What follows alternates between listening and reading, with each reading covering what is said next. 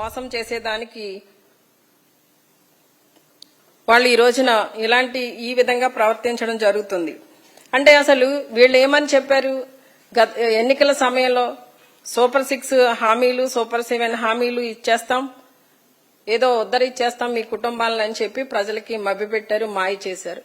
ఈ రోజున ఎక్కడ ఏ స్కీములు ఇచ్చింది లేదు, అన్ని స్కామ్లే.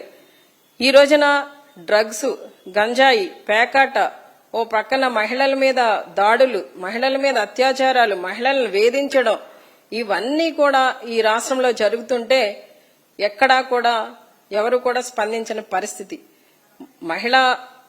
ఒక మహిళా హోంమంత్రిగా ఉన్న ఈ రాష్ట్రంలో మరి మహిళల మీద ఈ అఘాయిత్యాలు జరుగుతుంటే ఎక్కడ స్పందించిన దాఖలు లేవు. ఈ రోజున మేమంతా కూడా ఒకటి చెప్పదలుచుకున్నాం. ఏంటంటే అండి, మహిళలకి వీళ్ళు న్యాయం చేసింది ఏ విధంగా ఉందనేది ఈ రోజు లైవ్ ఉదాహరణ ఒకటి చెప్తాను మీకు. ఇప్పుడు సంధ్యారాణి గారు, గిరిజన స్త్రీ శిశు సంక్షేమ శాఖ మంత్రి గారి పిఏ ఎవరైతే ఉన్నాడో తాను ఒక మహిళని, ఒక ప్రభుత్వ ఉద్యోగి ఒక మహిళని వేధిస్తున్నారని చెప్పి ఆమె మీడియా ముందుకు వచ్చి కన్నీళ్లు పెట్టుకుని ఆమె బాధను చెప్పుకుని పోలీసులకి కంప్లైంట్ ఇస్తే కనీసం ఆ కంప్లైంట్ తీసుకునే పరిస్థితులు ఈ రోజున మన పోలీసులు ఉన్నారు. కంప్లైంట్ తీసుకోలేదు సరికదా, ఆమెకు న్యాయం చేయలేదు సరికదా, ఆమెను ఇబ్బంది పెడుతూ ఈ రోజున ఆ పిఏ సతీష్ మీద యాక్షన్ ఎటువంటిది తీసుకోలేదు, అతని మీద ఎటువంటి చర్యలు లేవు, ఎటువంటి అరెస్టులు లేవు. ఈ మంత్రి గారు ఏదైతే ఆ రోజున చెప్పున్నారో అదే విధంగా ఈ రోజున అక్కడ ఎస్పీ కూడా అదే స్టేట్మెంట్ ఇచ్చి ఎవరైతే బాధితురాలు ఉన్నారో ఆ బాధితురాల మీద కేసు పెట్టి పోలీసులు అరెస్ట్ చేయడం జరిగింది. ఇదండి వాళ్ళు మహిళలకు చేస్తున్న న్యాయం.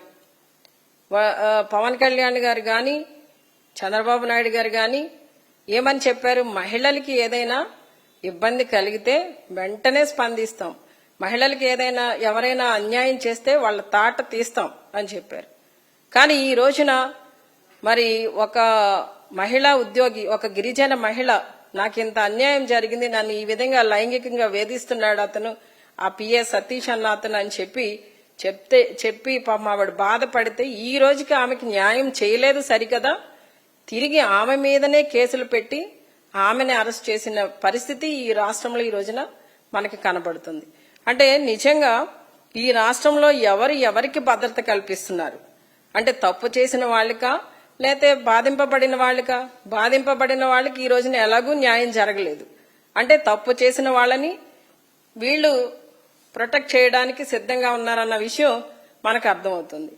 అలానే ఈ ఒక ప్రక్కన శాంతి భద్రతలు ఈ విధంగా ఉంటే ఓ ప్రక్కన ఈ పేకాటలు, క్యాసినో ఇలా ఆడిస్తున్నారు, మరో ప్రక్కన గాంజా అనేది ఎంత విపరీతంగా ఈ రోజున ఇది వరకు కొన్ని ప్రాంతాలకు మాత్రమే అది పరిమితమై ఉండేది. ఇప్పుడు మొత్తం పల్లెల్లో ప్రతి చోట, ప్రతి చిన్న చిన్న బడ్డీ కొట్టుల్లో కూడా ఈజీగా దొరికేసే విధంగా స్ప్రెడ్ అయిపోయి ఉంది ఈ గాంజాని వీళ్ళ అధికారంలోకి వచ్చిన వెరీ స్టార్టింగ్ డేస్ లో లోకేష్ గారు, హోంమంత్రి అనిత గారు అధికారంలోకి వచ్చిన వెంటనే అంటే ఒక 100 రోజుల్లో ఈ గాంజాని పూర్తిగా నిర్మూలిస్తామని చెప్పి చాలా గట్టిగా ప్రగల్భాలు పలికారు. ఈ రోజుకి వాళ్ళు నిర్మూలించలేదు సరికదా, ఈ గాంజా అనేది ఎక్కువ స్ప్రెడ్ అవడం వల్ల చాలా మంది యువత దానికి అట్రాక్ట్ అవడం వల్ల, బానిసలు అయిపోవడం వల్ల ఈ రోజున క్రైమ్ రేట్ పెరిగిపోయింది. ఎక్కడ చూసినా ఇబ్బందికరమైన పరిస్థితులు, ఎక్కడ చూసినా గొడవలు, ఒకళ్ళ మీద ఒకళ్ళు కొట్టుకునే పరిస్థితి,